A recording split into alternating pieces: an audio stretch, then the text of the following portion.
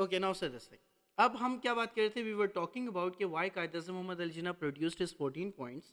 ज़रा देखो, हम एक दफ़ा रिवाइज कर लेते हैं जल्दी से क्विकली कि अगेन दो हमने हमने सुन लिया, हमने समझ भी लिया, but still let's have it कि अगेन लेट्स रिवाइज इट कि to counter the Nehru report exactly Quaid Azam Mohammad Ali Jinnah produced his 14 points. आपके पास ये 14 पॉइंट्स एग्जैक्टली क्यों प्रोड्यूस किए?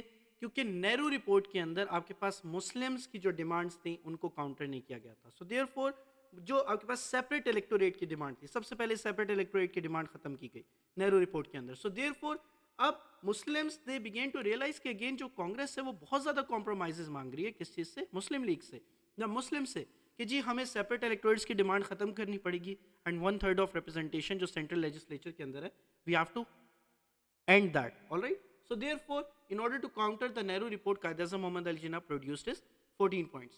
Then to benefit the Muslim society or Muslim community, what he did in order to protect the real rights, the real voice of the Muslims, Qaid Azam Muhammad Ali Jinnah produced his 14 points. Why? Nehru report largely failed to address the Muslim concerns and ignored their key demands for the protection in the future self-governing India. Therefore, Qaid Azam Muhammad Ali Jinnah believed that it is important to create a definite list of demands जो कि Muslims की voice, मुस्लिम के rights, Muslims की demands को क्या कर सकें, represent कर सकें। ठीक है। सो देयरफॉर व्हाट हैपेंड कि नेहरू रिपोर्ट ने हालांकि क्या चीज़ की थी कि आपके पास क्या चीज़ थी कि जो साइमन कमीशन था उन्होंने मुस्लिम के पॉलिटिकल राइट्स के ऊपर इंटरेस्ट शो किया था, लेकिन नेहरू रिपोर्ट के अंदर ऐसी कोई भी डिमांड्स मुस्लिम्स के इंटरेस्ट के अंदर नहीं गिवन थी। So therefore he produced his 14 points to cover all the important interests of the Muslims. What he did, that's why he produced his 14 points. सबसे पहला to counter the Nehru report.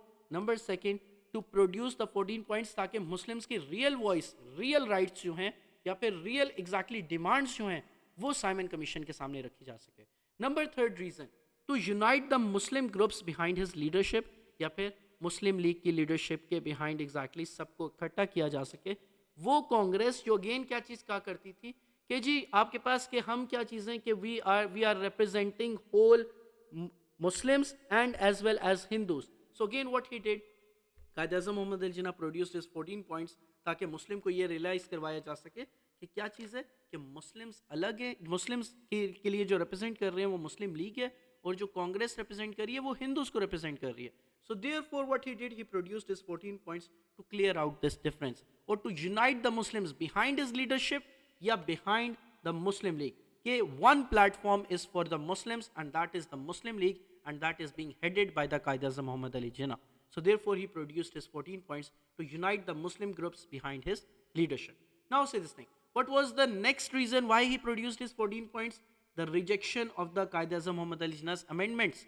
कि कायद अज़म मोहम्मद अली जिन्ना ने Nehru report जब publish हुई इन 1928, what he did, उन्होंने कुछ amendment set की और आपके पास नेहरू रिपोर्ट कमेटी को भेजी कि एग्जैक्टली क्या चीज़ कर दें कि ये डिमांड्स आप ऐड कर दें और हम क्या करते हैं एक आपके पास कंबाइंड रिपोर्ट जो है वो साइमन कमीशन को सबमिट करवा देते हैं। लेकिन ऐसा नहीं हुआ। What happened that Quaid Azam Mohammad Ali Jinnah's points और amendments were rejected by the Nehru Report Committee. So therefore Qaid Azam Muhammad Ali Jinnah marked this thing. उन्होंने ये कहा कि अब क्या चीज़ है कि अब आपके रास्ते अलग हैं और हमारे रास्ते अलग हैं. This is the parting ways for the Muslims and the Congress. So therefore, which meant that the two communities were now taking the different paths politically. ठीक है? Now, a foundation for the future. Why it was significant. ठीक है? Describe the significance, 4-mark question, describe the significance of Qaid Azam Muhammad Ali Jinnah's 14 points. That was the first, अगर आप reason, अगर आप इसको explain भी करना चाहते हो तो इस एक पॉइंट को आप खुद एक्सप्लेन वैसे बाय द वे कर सकते हो। जरा देखो कि कायद अज़म मोहम्मद अली जिन्ना proved it to be significant for the future of Muslims in India. Firstly, these points became the official demands for any further discussions. आपके पास फर्दर जितने भी या एक्ट्स आएंगे या प्लान्स आएंगे या जो भी इलेक्शंस होंगे, what will happen that this is going to be the basic demands of the Muslims. ये कोर डिमांड्स हैं। आप इन कोर डिमांड्स के ऊपर ब्रिटिश या आपके पास कांग्रेस अगर इन बातों को एक्सेप्ट करती है तो मुस्लिम्स आपके एक्ट्स को, आपके इलेक्शंस को, आपके प्लान्स को एक्सेप्ट करेगी। Otherwise you do not accept these points. Quaid Azam Mohammad Ali Jinnah के 14 पॉइंट्स आप एक्सेप्ट नहीं करते, Muslims are not talking to you. So therefore, this clearly laid the exact rights, the exact demands of the Muslims. ठीक है? So therefore, what was this became the significant, this became important. Why? Because this became the core demands of the Muslims in the upcoming time जो आपके पास 1947 तक रहेगी. ठीक है. The second reason why Qaid-e-Azam Muhammad Ali Jinnah's 14 points were important, because it made as the foundation for the idea of the separate homeland. कैसे? कि Muslims की जो थिंकिंग थी, द फर्स्ट थिंग कि आपके पास क्या चीज की गई, जो टू नेशन थियरी थी, it became stronger. Why? Because when Quaid-e-Azam Mohammad Ali Jinnah produce his 14 points, और नेहरू रिपोर्ट ने अपनी आपके पास कांग्रेस के थ्रू या फिर कांग्रेस के थ्रू हिंदूज की डिमांड्स पुट अप की, और कायद-ए-आज़म मोहम्मद अली जिन्ना ने 14 पॉइंट्स के थ्रू मुस्लिम की डिमांड्स पुट की. दिस वाज द थिंग कि दो मेन पार्टीज इमर्ज हो रही हैं, एक हिंदूज की है, एक मुस्लिम्स की है. So therefore it actually strengthened the two nation theory, जिसकी वजह से Pakistan came into independence. So therefore it was the foundation laid by Quaid-e-Azam Mohammad Ali Jinnah in order to get the independence in 1947. All right. So ये आपके पास second significance थी. What was the third significance? वो Muslims, the third significance, वो Muslims जो अभी भी ये सोच रहे थे कि जी कांग्रेस जो है 1928 तक, कि जी कांग्रेस तो मुस्लिम्स के लिए भी है और हिंदूज के लिए भी है, क्योंकि कांग्रेस खुद भी ये क्लेम करती थी कि वो हिंदूज को भी रिप्रेजेंट करती है, मुस्लिम्स को भी रिप्रेजेंट करती है.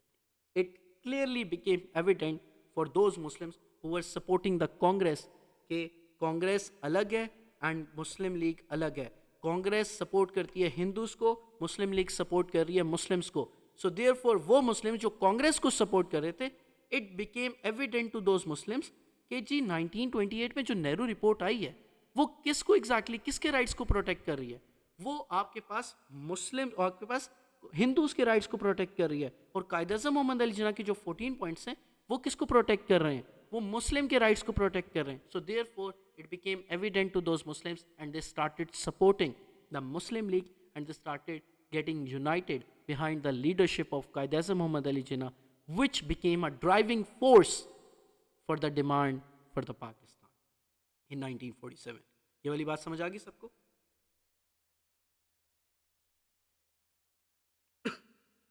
All right, okay. ये वाली बात everyone got about this thing? Zainab, Varda, Ayan, Ahmed. All right. Aga asked a question, I think. Aga said, sir, for 7-mark question, should I write point as it is you are showing or shorten them? If you want to shorten them, you can. All right. But again, it is better कि again आप इसके अंदर से important points बस miss ना करो. All right. Now say this thing, everyone. अब होता क्या है? आपको याद है कि नेहरू रिपोर्ट के बाद गांधी ने एग्जैक्टली क्या थ्रेट किया था? याद है, हमने ये वाली बात कल पढ़ी थी कि गांधी ने ये कहा था कि जी क्या चीज है कि ब्रिटिश के पास एग्जैक्टली क्या चीज है. Gandhi also propose that the Britain should have 1 year to accept the recommendation, otherwise क्या चीज होगी, नॉन कॉपरेशन मूवमेंट के लिए वो तैयार हो जाए. So exactly of course British ने 1 साल तक डिमांड एक्सेप्ट नहीं की, सो नेहरू रिपोर्ट एक्सेप्ट नहीं की. सो therefore what Gandhi did, he started the Salt March movement exactly in 1930. So British had 1 year to accept the demand of the Nehru report's proposal, threatening a campaign of non-cooperation or civil disobedience if they refused. So जब British ने agree नहीं किया, कांग्रेस ने civil disobedience movement launch कर दी. This is also known as Salt March, is also known as civil disobedience movement that was led by Gandhi in March 1930. अब इसको हम आपके पास सॉल्ट मार्च भी कहते हैं, इसको हम डंडी मार्च भी कहते हैं, या डंडी सत्याग्रह मूवमेंट भी कहते हैं. So there are 4 names for that. Salt march भी आप कह सकते हो, सिविल डिसओबीडियंस मूवमेंट भी आप कह सकते हो, आपके पास डंडी मार्च भी आप कह सकते हो, मूवमेंट भी कह सकते हो, या फिर आपके पास डंडी सत्याग्रह मूवमेंट भी आप कह सकते हो. So there are 4 names for that. Now say this thing, give any deadline नहीं. Quaid e Azam Mohammad Ali Jinnah was not pressurising the British, he never pressurised the British, but yes what he did, उन्होंने आपके पास बहुत कामली रिजेक्ट करते रहे प्रपोजल्स. ब्रिटिश की कोई भी proposals आप 1940s में देखोगे, मुस्लिम लीग और Quaid e Azam Mohammad Ali Jinnah became very strong about this thing कि जी हम आपकी कोई बात नहीं सुनेंगे अनटिल एंड अनलेस आप हमारी ये वाली बातें नहीं मानते. सो 1940 में जब 23 मार्च 1940 में पाकिस्तान रेजोल्यूशन वाज साइन, फिर उसके बाद तो कायद-ए-आज़म बिकेम वेरी क्लियर. उन्होंने कहा we are not going to accept anything until and unless you आप पाकिस्तान की बात नहीं करोगे. सो देयरफॉर उन्होंने ऐसा नहीं था कि he started giving the deadlines. What he actually did, he started rejecting everything. कि जो भी ब्रिटिश बात करना चाहते थे या आपके पास कांग्रेस बात करना चाहती थी वो रिजेक्ट करना स्टार्ट कर देते थे। सो अगेन हम देखेंगे ये बात आरटीसी में भी ऐसे हुई कि व्हेन कायद मोहम्मद अली जिन्ना वो कायद मोहम्मद अली जिन्ना जो आपके पास कहते थे कि Muslims and Hindus must be united, जो जब उनको एग्जैक्टली उनकी अमेंडमेंट्स के ऊपर जब उन्होंने रिजेक्ट किया Nehru report, then he when he said it कि जी अब पार्टिंग वेज हैं हिंदूज और मुस्लिम्स के लिए, then he actually mean it, he meant it. So what he actually did, फिर उसके बाद उन्होंने शो किया कि एग्जैक्टली कैसे ये हिंदूज और मुस्लिम्स अलग है। So therefore the movement began, okay let's come back to the salt march. That movement began आपके पास 1930 में, आपके पास salt march also known as Dandi march, डंडी सत्याग्रह। और इस मूवमेंट के अंदर क्या चीज़ की गई, जो ब्रिटिश के अनफेयर जो सॉल्ट लॉज थे, फॉर सेंचुरी जो लोकल पीपल थे वो सॉल्ट को फ्रीली प्रोड्यूस कर रहे थे, लेकिन जो ब्रिटिश जब आए उन्होंने इस प्रोडक्शन के ऊपर बैन लगा दिया विदाउट परमिशन और टैक्सेस इम्पोज कर दिए इसके ऊपर।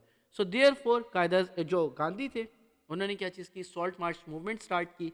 एंड देयरफॉर इस सॉल्ट मार्च मूवमेंट के अंदर for 25 regular days he march from near Ahmedabad से लेके कहाँ तक, village of Dandi. Therefore it is known as Dandi salt march या Dandi Satyagraha movement. And March 12 to April 6 तक he kept on walking. So now say this thing, अब आपके पास क्या चीज़ थी, it gain the wide spread attention from international media and from the national media both. So therefore, during the Salt March, Gandhi and his followers were not only criticized, they did not only criticize the salt laws, but also openly opposed all the British के जो British laws हैं या British का rule खुद itself. So therefore, people responded by boycotting the British services, British schools, British colleges, British shops were again they were being burnt. अब जरा देखो कब हो रहा है, स्वदेशी मूवमेंट में भी यही हुआ था, नॉन कॉपरेशन मूवमेंट जब खिलाफत मूवमेंट के टाइम चली तब भी यही हुआ। So therefore, to show their commitment to the self-rule, Independence Day was also celebrated on 26 January 1930, marking a significant movement during the during this movement. Now say this thing, जरा आप देखो क्या इस टाइम के ऊपर ये जो सिविल डिसोबीडियंस मूवमेंट हुई है, ये जो सॉल्ट मार्च हुई है, क्या इसके अंदर आपको क्या नाम है, क्या आपको इसके अंदर कोई वायलेंस नजर नहीं आया? आपको सिर्फ वायलेंस गांधी को सिर्फ उसी टाइम के ऊपर नजर आया जब खिलाफत मूवमेंट पीक के ऊपर चल रही थी, जब उन्होंने 1922 के अंदर कॉल ऑफ की।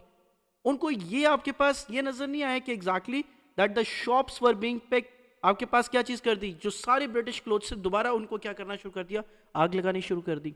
सो therefore this was also a violence, but this time क्या चीज हुई, आपके पास Gandhi did not call off the movement. Alright, so therefore now say this thing, so this was the dual face of the Congress and this was the dual face of the Hindus at that time. Now say this thing, in response British ने क्या किया salt march के ऊपर, they declared Congress illegal, Congress party को illegal कह दिया, newspaper को sensor कर दिया, and they began the widespread arrest. ठीक है, now the key leaders like Gandhi and Jawaharlal Nehru along with many others were imprisoned. क्या कर दिया, they were being imprisoned. Nehru और आपके पास गांधी जो मेन की लीडर्स थे उनको अरेस्ट कर लिया। Muslim largely did not support this movement. They did not support this movement. Many Muslim leaders believed that it was not truly aimed at complete independence for all the Indians. अगर British यहाँ से चले भी जाते हैं इस movement के बाद, अगर हम इन मूवमेंट को सपोर्ट भी करते हैं, ब्रिटिश चले भी जाते हैं, तो एग्जैक्टली क्या होगा, हिंदूज हमारे ऊपर आ जाएंगे, because Hindus are in majority. So Hindus जो डोमिनेट कांग्रेस कर रही थी, आपके पास क्या होंगे, the Muslims will be in minority and Hindus are going to take over, किस चीज़ के ऊपर, they are going to take over the Muslims. So therefore, ultimately civil disobedience movement खत्म होती है, कंक्लूड होती है जब एक पैक्ट साइन होता है between Lord Irwin and Gandhi. So again जो कांग्रेस को रिप्रेजेंट कर रहे थे और जो ब्रिटिश को रिप्रेजेंट कर रहे हैं। So again a Gandhi-Irwin pact was signed in 1931 and it marked the end of the civil disobedience movement, and this agreement led to small concessions such as allowing the local people to manufacture the salt in certain coastal areas and release of the political prisoners. However, the movement largely failed. क्यों? क्योंकि major M क्या था, major concession क्या थी, जो आपने Nehru report के अंदर चीज़ें जो आपने लिखी थी, क्या वो सारी नेहरू रिपोर्ट की ब्रिटिश ने मान ली थी? आपने तो बड़े अच्छे से थ्रेटन किया था आपने ब्रिटिश को कि जी 1 साल है ब्रिटिश के पास कि वो एक्सेप्ट करें, वरना अगेन क्या चीज़ कर देंगे, हम नॉन कोऑपरेशन मूवमेंट स्टार्ट कर देंगे। जब उन्होंने एग्जैक्टली अरेस्ट स्टार्ट किए, उन्होंने न्यूज़पेपर को सेंसर किया, उन्होंने वाइड स्प्रेड अरेस्ट किए, गांधी को अरेस्ट कर लिया, जवाहरलाल नेहरू को अरेस्ट कर लिया, मेन लीडर्स अरेस्ट कर लिए, सो मेन मूवमेंट आपके पास फेल हो गई। और आपके पास फिर उसके बाद गांधी इरविन पैक्ट के अंदर छोटी डिमांड्स जो थी, जो स्मॉल डिमांड्स थी कि हाँ कुछ लोगों को हम सॉल्ट प्रोडक्शन की इजाज़त दे देंगे, ये ब्रिटिश ने मान लिया, और हम प्रिजनर जो पॉलिटिकल प्रिजनर्स हैं उनको रिलीज कर देंगे। These were the two things जो आपके पास डिसाइड हुई गांधी इरविन पैक्ट 1931 में। तो देयरफॉर क्या चीज़ थी, salt march badly failed in 1931 and it ended with Gandhi Irwin Pact in 1931. Therefore, what happened? Salt March failed to achieve its aim. Now say this thing. अब Muslims के side के ऊपर क्या हो रहा है? मुस्लिम्स के साइड पे 1930 के अंदर 1929 में तो आपके पास क्या हुआ था? बस 4 to 5 मिनट्स आगा। 1929 के अंदर क्या हुआ मुस्लिम्स की तरफ से? कायद-ए-आज़म मोहम्मद अली जिन्ना के 14 पॉइंट्स आए, ठीक है। अब 1930 के अंदर एग्जैक्टली क्या चीज़ हुई थी? 1930 के अंदर Allahabad address, Allahabad address, we will be talking about this thing कि इलाहाबाद एड्रेस एग्जैक्टली हमारे पास क्या था। देन आपके पास 1930 के अंदर सबसे पहली फर्स्ट आरटीसी होती है, फर्स्ट राउंड टेबल कॉन्फ्रेंस होती है, फिर 1931 के अंदर सेकेंड राउंड टेबल कॉन्फ्रेंस होती है, फिर 1932 के अंदर आपके पास 19 you guys can not see it, जो आपके पास 1931 के अंदर सेकेंड राउंड टेबल कॉन्फ्रेंस, 1932 के अंदर third round table conference happened, ठीक है। सो देयरफॉर ये आरटीसी किसने करवाई? ब्रिटिश ने करवाई कि भाई आपके पास यार देखो एक तरफ क्या चीज़ कर रहे हो, हम एक तो साइमन कमीशन हमने सेंड किया 2 साल पहले, ठीक है, ताकि आप लोग डिसाइड कर लो, और 3 साल गुजर चुके हैं, 1927 में सेंड किया था और 3 साल गुजर चुके हैं, अभी तक आप लोगों से कुछ डिसाइड नहीं हुआ। और आप लोगों ने क्या किया कि मुस्लिम्स अपनी आपके पास 14 पॉइंट्स को आपके पास लेकर वो कह रहे हैं कि जी ये हमारी डिमांड्स हैं, हिंदूज अपनी नेहरू रिपोर्ट को लेकर कह रहे हैं कि जी ये हमारी डिमांड्स हैं। सो दोनों क्या चीज़ किया ब्रिटिश ने? दोनों को एक साथ बिठाया एक टेबल के ऊपर, that was known as first RTC, कि जी दोनों बैठो सामने और अब बताओ कि एग्जैक्टली आप लोगों को क्या चाहिए। लेकिन फर्स्ट आरटीसी बैडली फेल्ड। फिर सेकंड आरटीसी करवाई ब्रिटिश ने कि यार दोनों को दोबारा बिठाओ और एग्जैक्टली इनसे पूछो कि कॉन्स्टिट्यूशन में नेक्स्ट क्या चाहिए, दोनों बैठकर फैसला कर लो एक। Second RTC also failed. Then उसके बाद अगले साल दोबारा ब्रिटिश ने ट्राई किया, राउंड टेबल कॉन्फ्रेंस दोबारा करवाई कि जी दोबारा बैठे मुस्लिम्स और हिंदूज और दोबारा बैठ के एग्जैक्टली डिसाइड कर लो। Third round table conference also failed, ठीक है। सो फाइनली आपके पास volume report was presented by the Simon commission कि आपके पास जो इन 1933 एग्जैक्टली ये हिंदूज़ की ये डिमांड्स हैं, मुस्लिम्स की ये डिमांड्स हैं, और उन्होंने अपनी सजेशंस दी कि हम ब्रिटिश ये सजेस्ट करते हैं या ब्रिटिश कमीशन ये सजेस्ट करता है कि ये चीज़ें की जाए जो हमने साइमन कमीशन की रिपोर्ट के अंदर पढ़ी थी। सो देयरफॉर व्हाट हैपेंड, आपके पास 1935 के अंदर गवर्नमेंट ऑफ इंडिया एक्ट आ गया जो कॉन्स्टिट्यूशन बन गया। 1935 के अंदर गवर्नमेंट ऑफ इंडिया एक्ट केम, और इस गवर्नमेंट ऑफ इंडिया एक्ट के अंदर बहुत सारी चीज़ें जो थी मुस्लिम्स के अगेंस्ट थी, बहुत सारी चीज़ें हिंदूज़ के अगेंस्ट थी। देयरफॉर दोनों ने, कांग्रेस ने भी और मुस्लिम लीग दोनों ने गवर्नमेंट ऑफ इंडिया एक्ट को क्या किया? अपोज किया, ठीक है। So therefore from tomorrow we are going to talk about the Allahabad address, first RTC, second RTC and the third RTC. Alright everyone, so यहाँ तक tell me everyone if you actually got about this thing.